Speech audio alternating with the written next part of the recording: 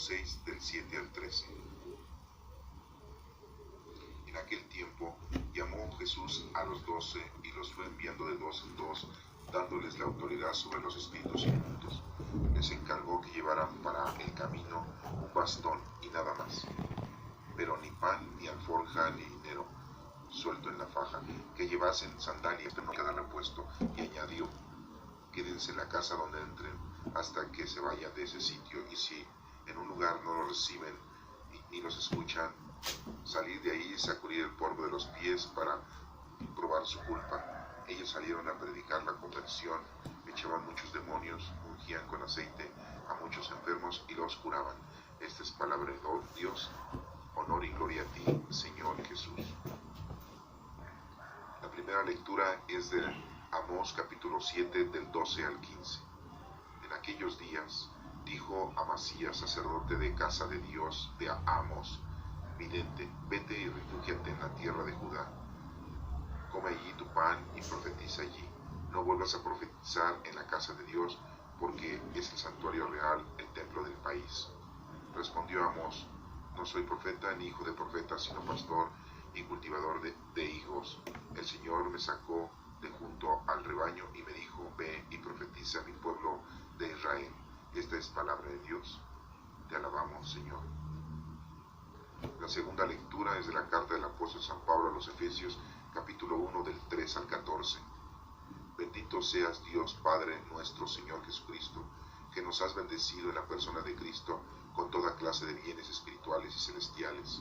Él nos eligió en la persona de Cristo antes de crear el mundo, para que fuésemos santos e irreprochables ante Él por el amor. Él nos ha destinado en la persona de Cristo, por pura iniciativa suya, a ser sus hijos, para que la gloria de su gracia, que tan generosamente nos ha concedido en su querido Hijo, redunde en alabanza suya. Por este Hijo, por su sangre, hemos recibido la redención, el perdón de los pecados. El tesoro de su gracia, sabiduría y prudencia ha sido un derroche para con nosotros, dándonos a conocer el misterio de su voluntad. Este es el plan que había proyectado realizar por Cristo cuando llegase el momento culminante: recapitular en Cristo todas las cosas del cielo y de la tierra. Por su medio hemos heredado también nosotros.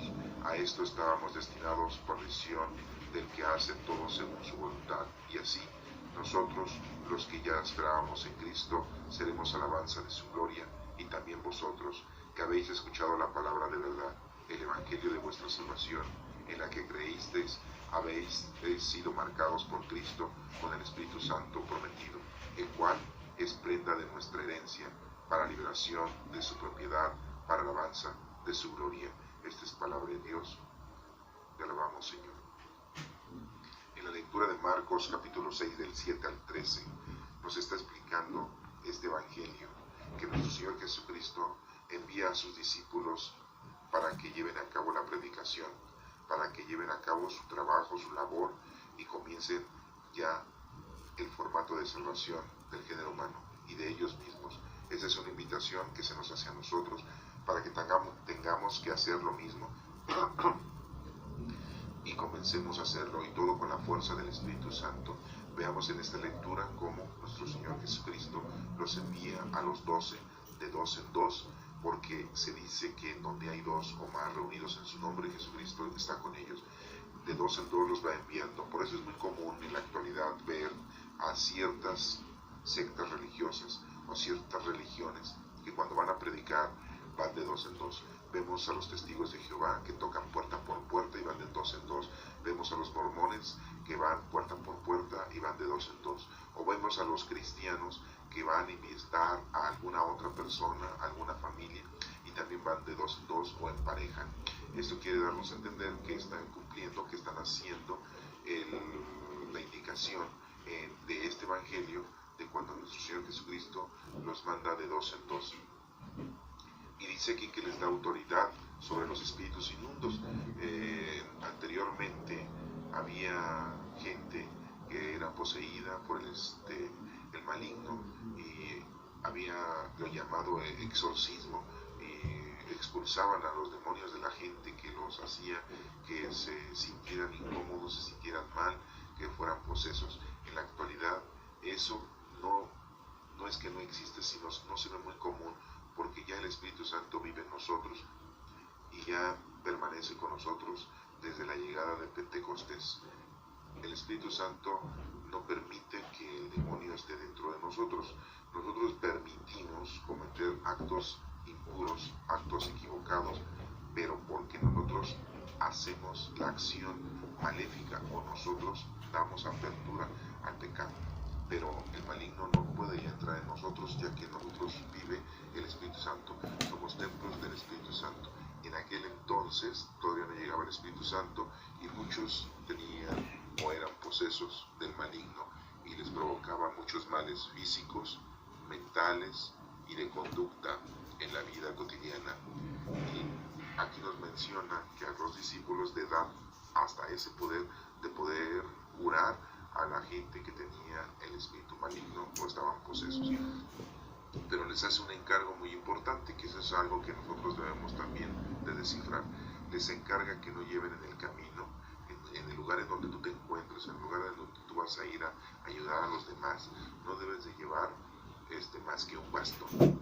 Y dirías, bueno, pues si no soy anciano, ¿por qué voy a llevar un bastón? Si no soy una persona de avanzada edad, no estoy enfermo, no estoy paralítico, si puedo caminar, ¿por qué voy a llevar un bastón? Nada más era lo único que tenían que llevar. ¿Por qué? Porque el bastón representa lo que representó para Moisés el báculo, con el cual llevó a cabo todas las todo lo que el Señor le había indicado a Moisés que hiciera. Con el bastón convirtió el mar rojo, con el bastón tocó las piedras para que saliera agua y pudieran beber. Los hebreos, cuando estaban sedientos, con el bastón llevó a cabo todas las plagas que le cayeron a Egipto por ser tercos y no dejar salir a todos los hebreos de Egipto. El bastón es el símbolo de la autoridad, es el símbolo del guía. Recordemos que en el Arca de la Alianza, que es un cofre, por decirlo de esta manera, están guardados las tablas de la ley, de los 10 mandamientos, y está guardado el bastón, que es el báculo de Moisés, y está guardado los residuos que sobraron del maná que Dios le dio al pueblo hebreo para que comiera cuando tenían hambre. Esas tres cosas están guardadas, están depositadas en el Arca de la Alianza. Es un Arca de la Alianza que tiene sus medidas exactas, es como un cofre, en cada esquina está un ángel dibujado y lo cargan ese cofre con unas vigas, por decirlo de alguna manera, o unos maderos entre 4 personas. Desafortunadamente no se conoce el lugar en donde se encuentra resguardado el Arca de la Alianza. Tiene muchos años que desapareció y no se tiene nota de dónde se encuentre el Arca de la Alianza. Unos dicen que está en el Medio Oriente escondida, otros dicen que está al norte de Europa escondida y otros dicen que está al sur de Asia escondida. No lo sabemos, pero bueno, el Arca de la Alianza tiene esas tres cosas, las tablas, el bastón y el báculo. Entonces, hablando del bastón, por eso Jesucristo les menciona que nada más deben de llevar el bastón, porque es con el cual ellos van a ir llevando paso a paso su caminar para llevar a cabo las obras ante los hermanos, ante el prójimo, así como Moisés llevaba el báculo enfrente de él para guiar a todos los hebreos hacia la tierra prometida. Por eso les dice que nada más lleven el bastón. No les dice que lleven pan, o sea, no van a llevar lunch, no van a llevar ustedes, no se van a preocupar por qué comer, ni alforja, nada, ni dinero suelto en la faja. Eso quiere decir que no vayan ustedes preparados para las cosas mundanas, porque van a llevar ustedes a cabo un servicio espiritual. Eso es muy importante que tú lo tengas en nota, de que no debes tú de llevar y preocuparte por las cosas materiales cuando lleves la palabra de Dios. Cuando lleves la palabra de Dios, lo único que te debe de preocupar es llevar este bastón, es llevar la guía, es llevar la dirección, que es el Espíritu Santo. El bastón en la actualidad es el Espíritu Santo. Y nos dice aquí que llevasen sandalias. pero no una túnica de repuesto. Esto quiere dar a entender a los discípulos que nada más fueran con sus sandalias, que no fueran a llevar otro tipo de zapato y que no podían llevar otra túnica, nada más la que traían, porque muchas veces llevaban de repuesto alguna ropa para poderse cambiar, porque llovía, porque se ensuciaban, para poderse cambiar, porque pernoctaban en un lugar y al otro día se cambiaban de ropa, como lo hacemos algunos, que todos los días nos cambiamos de ropa y nos bañamos. Pero en la actualidad te está dando a entender un significado muy importante.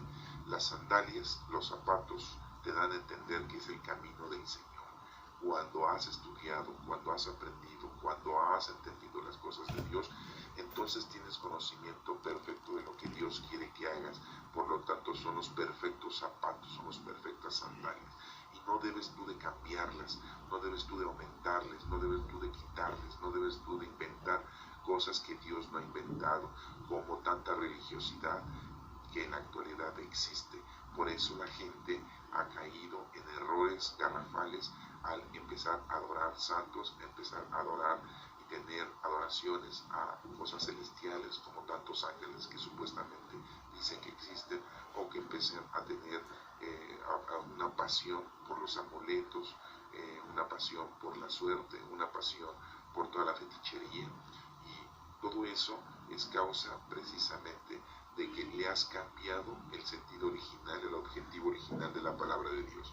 Entonces no llevas los zapatos bien puestos, te has puesto ya otros zapatos, te has puesto otras sandalias. Eso quiere decir, el zapato es el perfecto zapato que el Señor te está poniendo para que camines en el camino de la salvación. No debes tú de cambiarle nada a lo que el Señor dice, no le debes tú de aumentar nada a lo que dice la palabra de Dios. Mucha gente inventa cosas y dice, es que así dice Dios, es que así dice la palabra de Dios, es que dijo el padrecito esto en misa, es que el pastor me dijo que así son las cosas. Y si ustedes no estudian, no entienden, no saben, pues le pueden creer a esas personas que los están guiando y que se les dice guías ciegos, y que son a veces lobos vestidos de ovejas, y que los guían a ustedes para sus propios propósitos de ellos, de esa secta religiosa o de esa religión. Y debemos de tener mucho cuidado, porque nos desvían el aspecto primordial y la verdad, pero pues tú les crees, y como no estudias y no conoces la palabra de Dios, no sabes perfectamente, y entonces les crees, y crees que así está bien.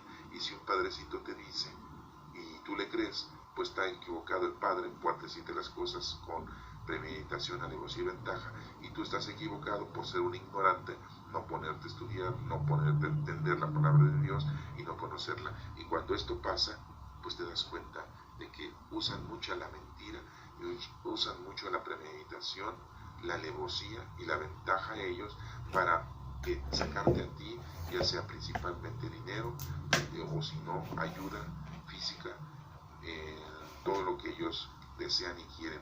Y pues esto hay que tener mucho cuidado, porque se suscitan en todas las religiones, en todas las sectas religiosas, y pues debemos tener mucho cuidado. Por eso aquí dice que lleven una sola sandalia, los únicos zapatos, las únicas sandalias es el conocimiento del Señor, no te andes cambiando. ¿Y por qué sandalias? Porque caminamos en el sendero, en el principal camino que es Cristo.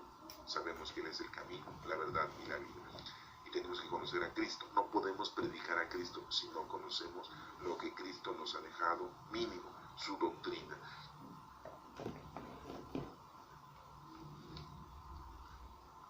Después nos sigue diciendo aquí, pero la túnica, una túnica de repuesto, pero no una túnica de repuesto. No debemos de llevar túnica de repuesto.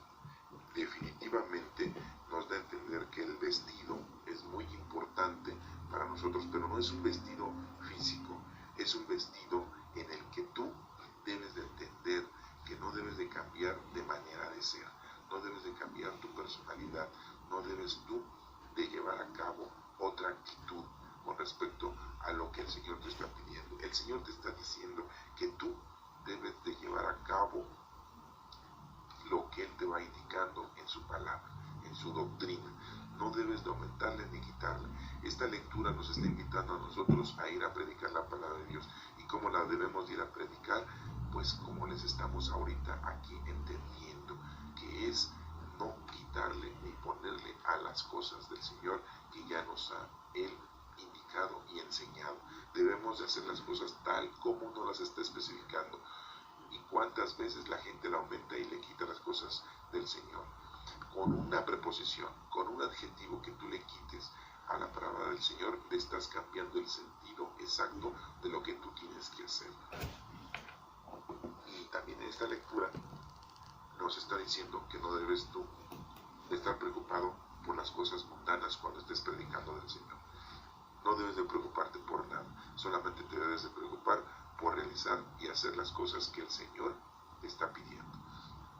Y aquí nos menciona que ese vestimento, recuerden, la vestimenta, la túnica, recuerden que en la transfiguración se transfiguró nuestro Señor Jesucristo y se apareció Moisés y Elías cuando estaban Pedro, Santiago y Juan, que fueron invitados para ver esa transfiguración. Eran esos tres únicos discípulos que vieron la transfiguración. Y cómo vieron la túnica de esas tres personas resplandecientes, porque eran tres personas que han cumplido con lo que Dios les ha indicado. Por lo tanto, su vestimenta, su personalidad es la de Dios, es la de Cristo, es la del Espíritu Santo. Esa es la túnica verdadera que debes tú de llevar. No debes de llevar otra, no debes de ser hipócrita, no debes de llevar dos caras, no debes de ser de doble sentido. Debes de llevar la palabra de Dios y debes de llevarla de una manera precisa y concisa. Por eso nos habla aquí de la túnica, que no debes de llevar otra, nada más la que el Señor te ha dado, que es la de amar a Dios sobre todas las cosas y a tu prójimo como a ti mismo. Y nos dice aquí que cuando entren en un lugar, ¿sí?, a una casa y salgan de aquel, ¿no? Y dice, quedaos en la casa donde entren hasta que se vayan, y si en algún lugar no los reciben y no los escuchan, salir de ahí y sacudir el polvo de sus pies para probar su culpa. Hacer esa acción de sacudir el polvo de sus pies.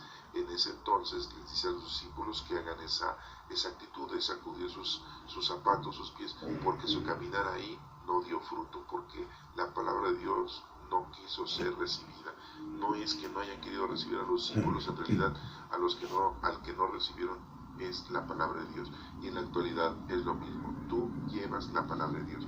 Si la aceptan, feliz será la persona que reciba la palabra de Dios. Pero a las personas que no reciben la palabra de Dios, las personas que no aceptan a Dios, tú no te debes de enojar, tú no te debes de preocupar, tú no te debes de sentir incómodo. Tú ya hiciste lo que tenías que hacer y ellos pues no lo recibieron.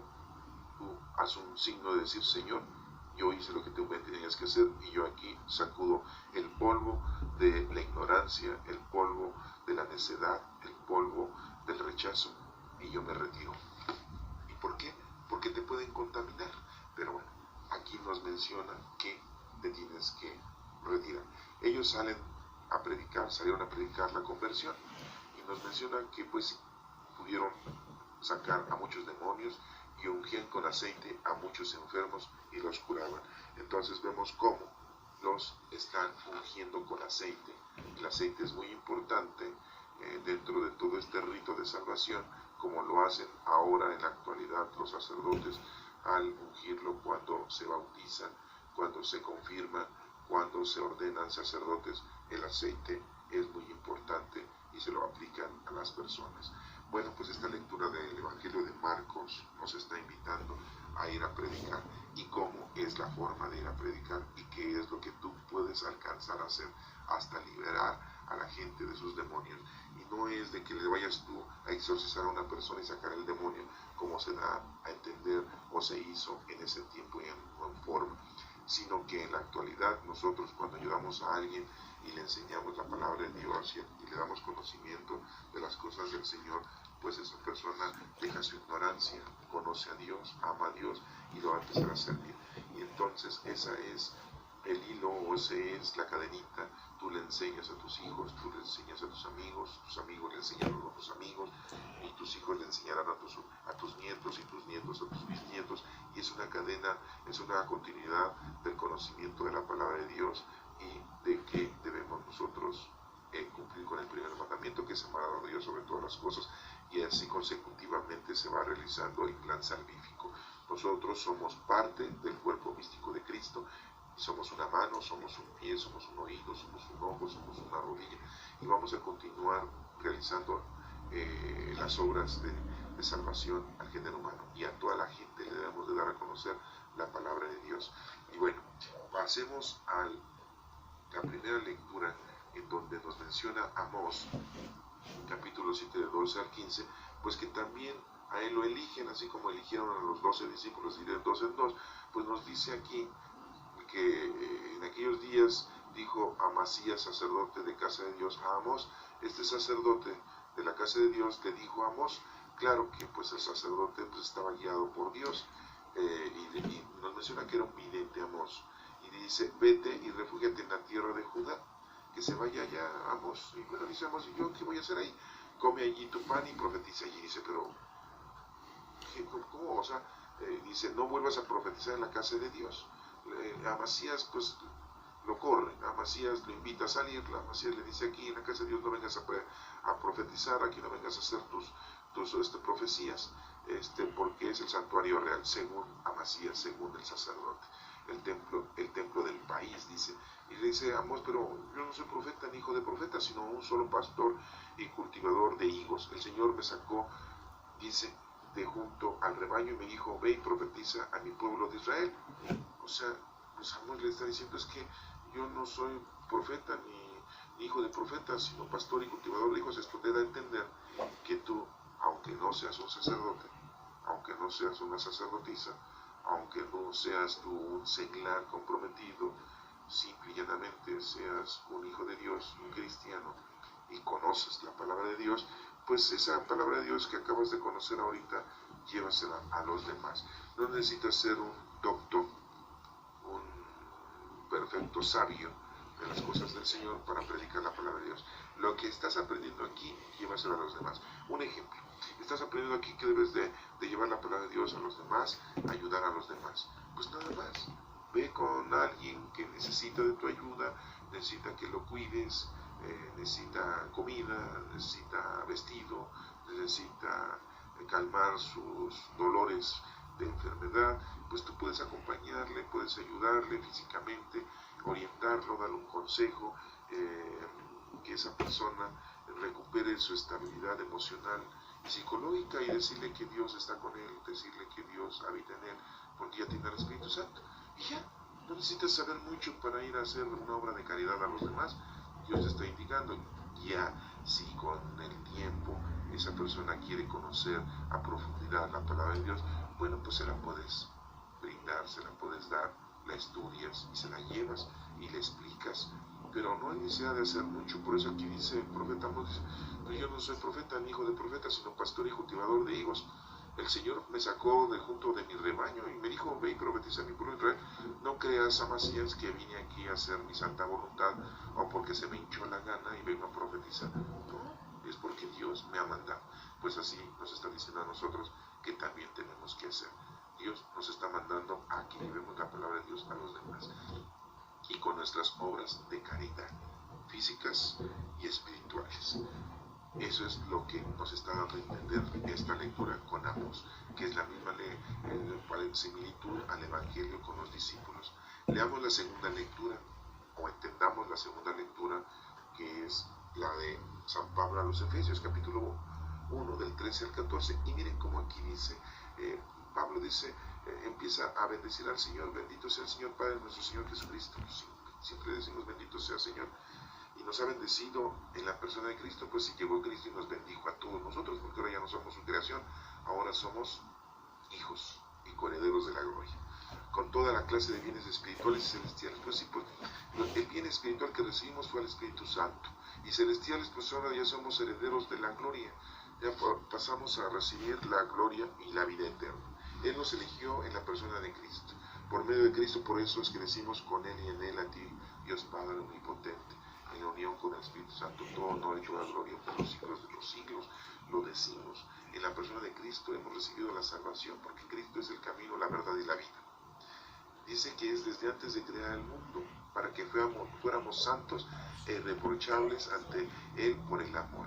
El amor es el Espíritu Santo, y lo que el Señor quiere es que nosotros seamos santos. ¿Y qué es ser santo? Pues que cumplamos con las cosas de Dios, que no estemos lejos del Señor. Eso es que es ser santo, estar con el Señor, ¿sí? Él nos ha destinado en las personas de Cristo por pura iniciativa suya. Dios es el que ha dado esta iniciativa, ¿sí? Por medio de Cristo, a ser sus hijos, como les acabo de mencionar, para que la gloria de su gracia, que tan generosamente nos ha concedido en su querido Hijo, ¿sí? La gracia santificante. Esa es una de las gracias que el Señor nos ha regalado por medio de nuestro Señor Jesucristo. Redunde en alabanza suya. Por este Hijo, por su sangre, o sea, por nuestro Señor Jesucristo, por su sangre que derramó en la cruz, hemos recibido el perdón de todos nuestros pecados. Nuestros pecados ya han sido perdonados, pasados, presentes y futuros. Ya nosotros no nos debemos de preocupar por el pecado, nos debemos de preocupar por hacer lo que nos corresponde hacer.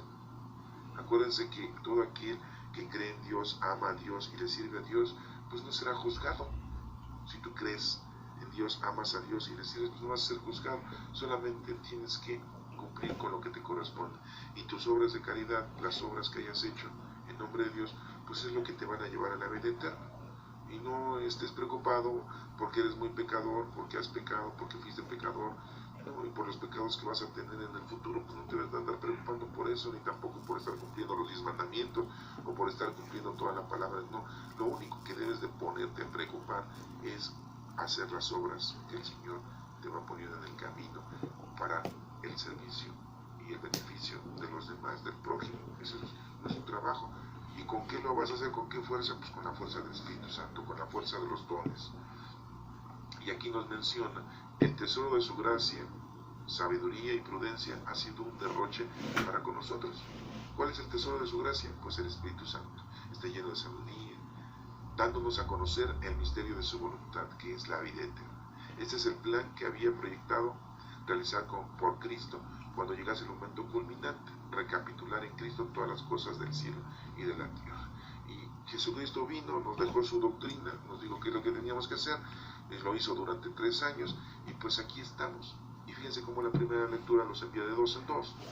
Amós también, el Antiguo Testamento, también es elegido Dios para que vaya a profetizar a su pueblo, aunque lo corre a Amasías, aunque le dice, pues vete de aquí, no vengas a profetizar, vete a otro lado, pero pues él no estaba haciendo su voluntad, está haciendo la voluntad de nuestro Padre Dios. Y aquí el Señor nos está diciendo en la carta de Pablo a los Efesios, de que todos nosotros también tenemos que llevar a cabo este trabajo. ¿Y de qué manera? Por Cristo, con Él y en Él, porque Él es el que nos ha dado toda la gracia santificante de nuestro Padre Dios por medio de Cristo, ya que Cristo es el camino, la verdad y la vida. Por medio hemos heredado también nosotros, dice, por su medio hemos heredado también nosotros esa gracia santificante, esa vida eterna por medio de Cristo. Y estamos destinados, según la voluntad de Dios. No creen que es una voluntad de nadie fuera. Es Dios el que su voluntad se lleva a cabo en nosotros, al tener nosotros al Espíritu Santo. Y así nosotros, los que ya esperábamos en Cristo, seremos alabanza de su gloria, y también vosotros que ya han escuchado la palabra de verdad. El escuchar la palabra de Dios es muy importante. Tenemos que estudiarla, ya lo hemos dicho, tenemos que estudiarla muy bien. Primero tenemos que leerla, tenemos que después entenderla, tenemos que después estudiarla y después pues llevarla a cabo. Ese es nuestro trabajo. Entonces, si tú no la razonas, no la lees, son 73 libros mínimos que tenemos en la Sagrada Escritura. Si no los lees, pues estás muy lejos de empezar. Si no los entiendes, porque hay que entenderlos, hay que estudiarlos. Entonces es muy importante todo eso para que lleves a cabo el servicio, las obras que el Señor te va poniendo en tu camino. Y también ustedes que escuchan la verdad, dice el Evangelio de nuestra salvación, en el que creen y están marcados con Cristo, con el Espíritu Santo. Ya estamos marcados con Cristo y el Espíritu Santo, pues debemos nosotros entonces ponernos a trabajar. ¿Y cuál es la prenda de nuestra herencia? Para la liberación de su propiedad, para la alabanza de su gloria. El cual es prenda de nuestra herencia. La herencia que hemos recibido es el Espíritu Santo.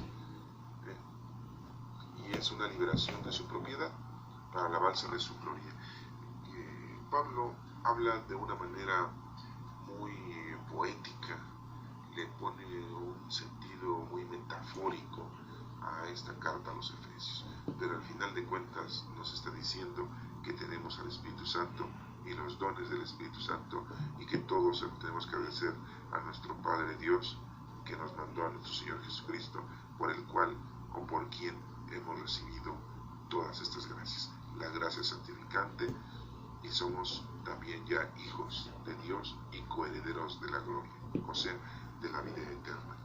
Y bueno, pues ya vimos estas tres lecturas, nos está haciendo la invitación a ponernos a trabajar. Dice el Salmo 84, muéstranos, Señor, tu misericordia y danos tu salvación. Voy a escuchar lo que dice el Señor. Dios anuncia la paz a su pueblo y a sus amigos. La salvación está ya cerca de sus fieles y la gloria habitará en nuestra tierra. La misericordia y la fidelidad se encuentran, la justicia y la paz se besan. La fidelidad brota de la tierra y la justicia mira desde el cielo. El Señor nos dará lluvia y nuestra tierra dará su fruto. La justicia marchará ante él, la salvación seguirá sus pasos. Ese es el Salmo 84, en donde nos está diciendo, y le estamos diciendo al Señor que muéstranos, Señor, tu misericordia y danos tu salvación. Pues ya llegó su misericordia. El Espíritu Santo nos llena de misericordia y nos da la salvación porque nos va santificando. Y ya llegó nuestro Señor Jesucristo, que Él es el que nos vino a salvar. Y dice aquí muy claramente que voy a escuchar lo que el Señor dice. Dios anuncia la paz a su pueblo, pues ya la paz es el Espíritu Santo.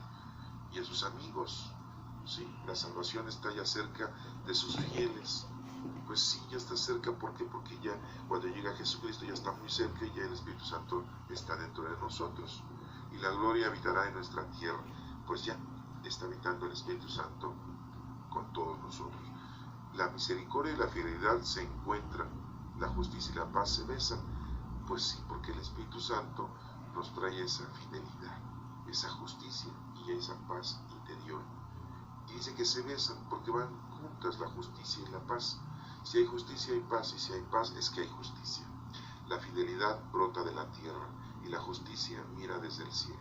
¿Por qué? Porque todo aquel que lleva al Espíritu Santo y es fiel al Señor y está en la tierra, pues entonces brota de la tierra esa fidelidad, porque es una actitud y una acción divina que sale de nosotros hacia los demás. Y la justicia mira desde el cielo. Hay que ser justos con nuestros hermanos. El Señor nos dará la lluvia y nuestra tierra dará su fruto. ¿De dónde viene el poder para que nosotros podamos hacer las obras de caridad? Pues de Dios. Hagan de cuenta que somos una tierra, el Señor nos está regando con agua y entonces estamos nosotros dando fruto. ¿Sí? El Señor es el que nos da el Espíritu Santo, el Señor es el que nos da la fuerza para hacer las obras de caridad. Por eso dice que el Señor nos dará la lluvia y nuestra tierra dará su fruto. Debemos de dar fruto. La justicia marchará ante Él. Así, la justicia siempre debe de ser el emblema, debe de ser la máscara o la careta, o debe de ser el símbolo. Sí, la salvación seguirá sus pasos. Después de la justicia viene la salvación. Bueno, pues estas lecturas que hemos escuchado al próximo domingo 15, el domingo 15 ordinario o el domingo 12 de julio del 2015, pues nos está haciendo una invitación, como a los discípulos que los mandó de dos en dos, como a Amós, que lo mandó a predicar siendo que ni era profeta, era un simple pastor y cuidador de ovejas. Y pues vemos como Pablo nos hace una referencia de que todo lo hemos recibido por Cristo, con el Espíritu Santo que tenemos, y todo porque nuestro Padre Dios nos ama. Y aquí vemos como en el Salmo le decimos al Señor y le agradecemos al Señor esa salvación que nos ha llegado. te invito a que procures dar inicio en tu vida a llevar la palabra de Dios a los demás, a hacer obras de caridad a los demás, espirituales y corporales. No te dediques solamente a una vida mundana. Ya deja de vivir tu vida. Ya, si estás grande, ya te diste cuenta que de nada sirvió todo lo que hiciste desde tu niñez y juventud al estar separado del Señor.